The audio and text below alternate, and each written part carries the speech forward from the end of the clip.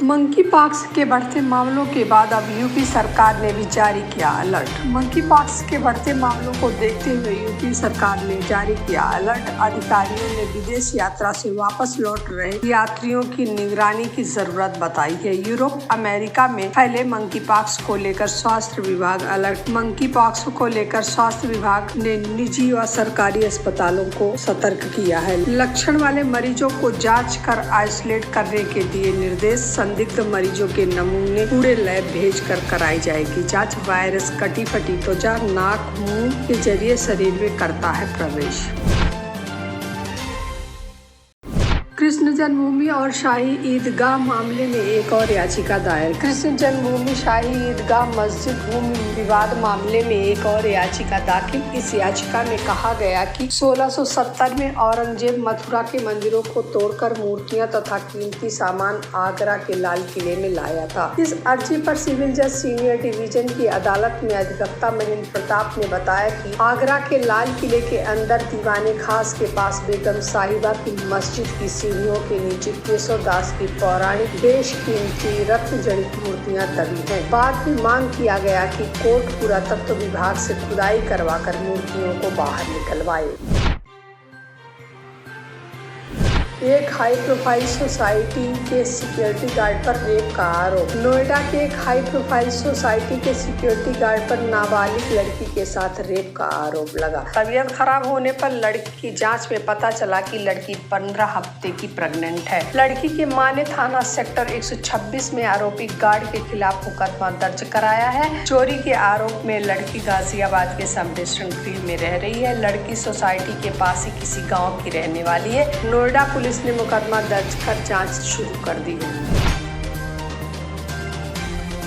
आचार्य प्रमोद कृष्णन ने राजस्थान के मुख्यमंत्री पर साधा निशाना। अशोक गहलोत के शिवलिंग को लेकर दिए गए बयान पर आचार्य प्रमोद कृष्णन ने अशोक गहलोत को और अशोक चांदना को टैग करते हुए ट्वीट कर कहा, शिवलिंग को तमाशा बताओगे तो तांडव होगा ही प्रभु। शिवलिंग को लेकर अशोक गहलोत के बयान से आचार्य प्रमोद कृष्णन खासे नाराज हैं।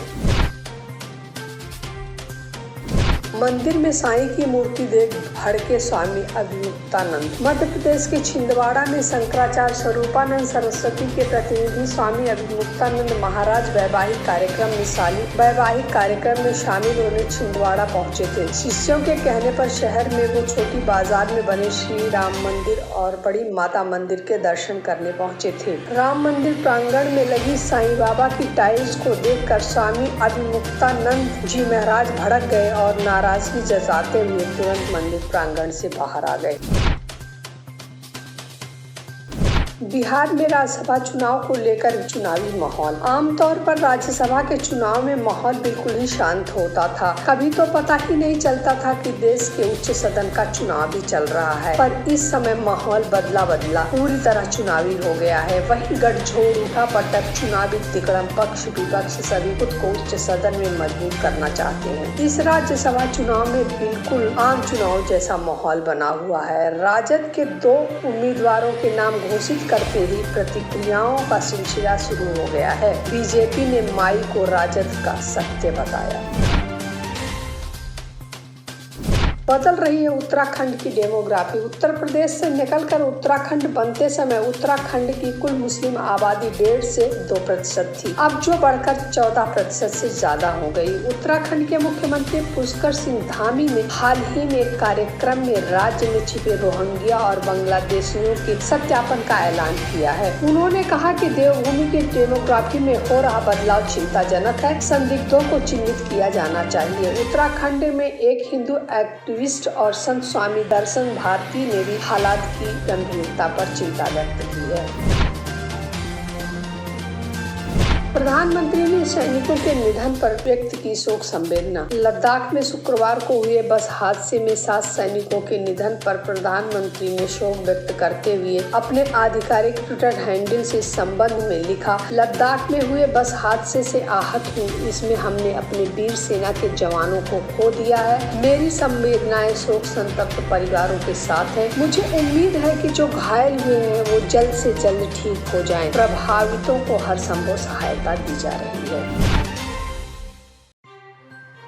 प्रधानमंत्री ने भारतीय स्वतंत्रता आंदोलन के सेनानी वीर सावरकर को किया याद। भारतीय स्वतंत्रता आंदोलन के सेनानी और प्रखर राष्ट्रवादी नेता वीर सावरकर का जन्म आज ही के दिन 28 मई को 1883 में महाराष्ट्र के नासिक जिले के ब्राह्मभगूर में हुआ था। स्वतंत्रता सेनानी वीर सावरकर की 139वीं जयंती पर प्रधानमंत्री नरेंद्र मोदी ने उन्हें याद करते हुए ट्वीट किया कि मां भारती के कर्मठ सपूत वीर सावरकर को उनकी जन्म जयंती पर आदरपूर्ण श्रद्धांजलि।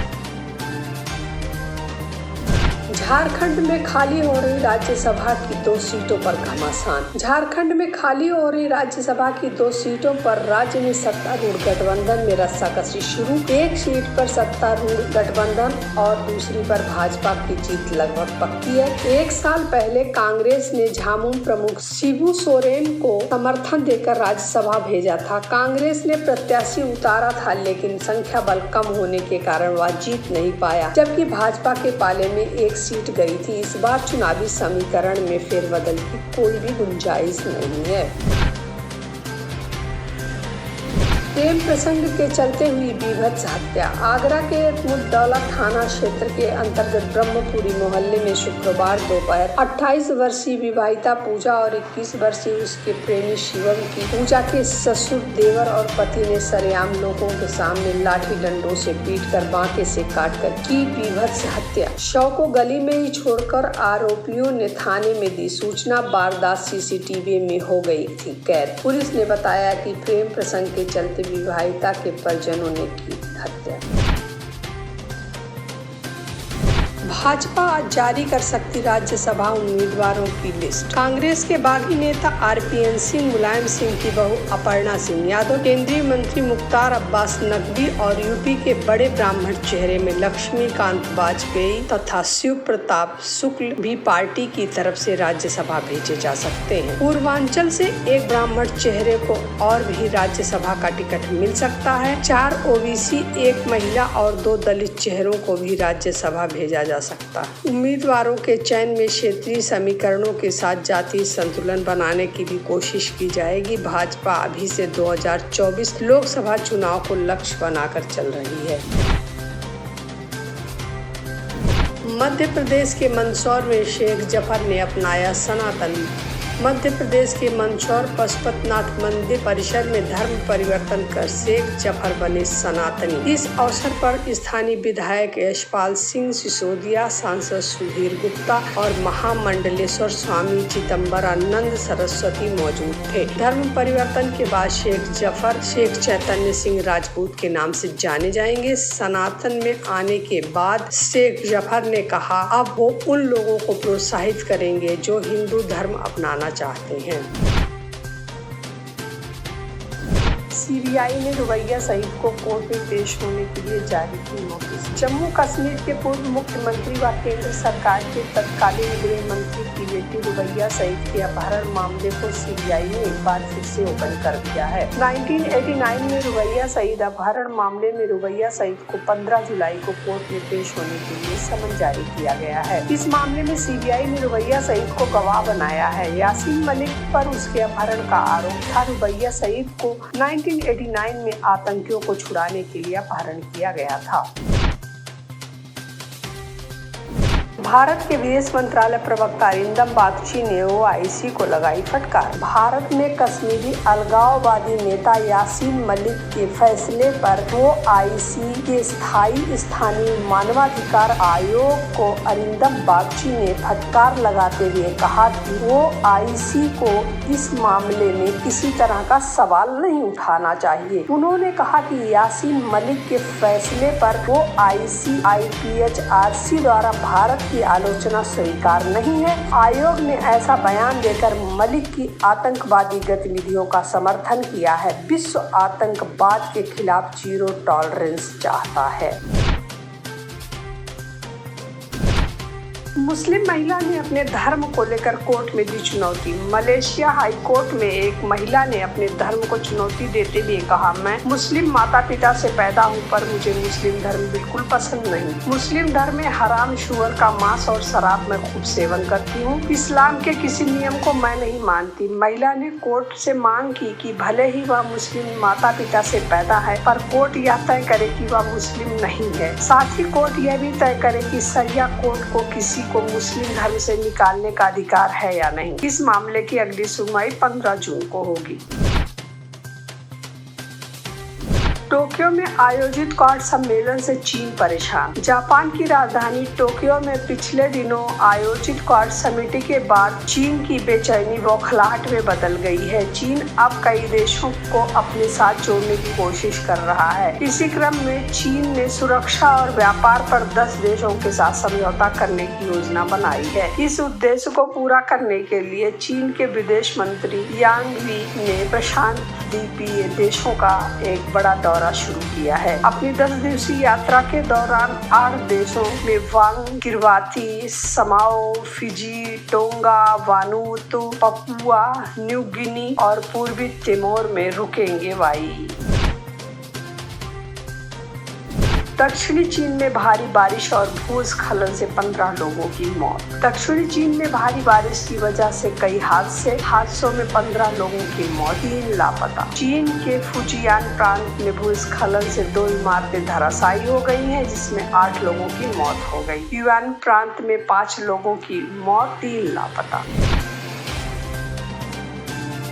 डोनबास इलाके में रूसी सैनिक कार्रवाई हुई तेज। डोनबास इलाके में रूस ने युद्ध को तेज कर दिया है। यूक्रेन की सेना को अब वहां से लौटना होगा या फिर रूसी फौज के हाथों खुद को कत्ल करवाने के लिए तैयार होना होगा। पिछले दिनों अमेरिका के वरिष्ठ राजनेता और कूटनीति के दिग्गज हेनरी किसिंजर ने सुझाव दिया था कि यूक्रेन को डोनबास इलाके को रूस को सौंपकर शांति वार्ता में शामिल हो जाना चाहिए। उन्होंने चेतावनी दी थी कि ऐसा न करने से यूरोप में बड़े पैमाने पर अस्थिरता पैदा हो सकती है। किसिंजर के इस बयान पर जेलेंस्की ने बड़ी प्रतिक्रिया जताई थी। उन्होंने आरोप लगाया कि किसिंजर अतीत में जी रहे हैं। राष्ट्रपति के इस्तीफे को लेकर भारी विरोध प्रदर्शन। श्रीलंका के राष्ट्रपति गोटाबाया राजपक्षे के इस्तीफे को लेकर सरकार विरोधी प्रदर्शन लगातार जारी। श्रीलंका में आर्थिक संकट 49 दिनों से राष्ट्रपति राजपक्षे के इस्तीफे की मांग को लेकर राष्ट्रपति कार्यालय के प्रवेश द्वार पर बड़ी संख्या में लोग विरोध प्रदर्शन कर रहे हैं। इसके कारण वहाँ राजनीतिक अशांति पैदा हो गई है। गोटाबाया के बड़े भाई महिंद्रा राजपक्षे ने 9 मई को प्रधानमंत्री पद से इस्तीफा दे दिया था। आप इस खबर के बारे में क्या सोचते हैं, हमें कमेंट सेक्शन में बताएं। साथ ही ब्रह्मास्त्र न्यूज को सब्सक्राइब और शेयर भी जरूर करें।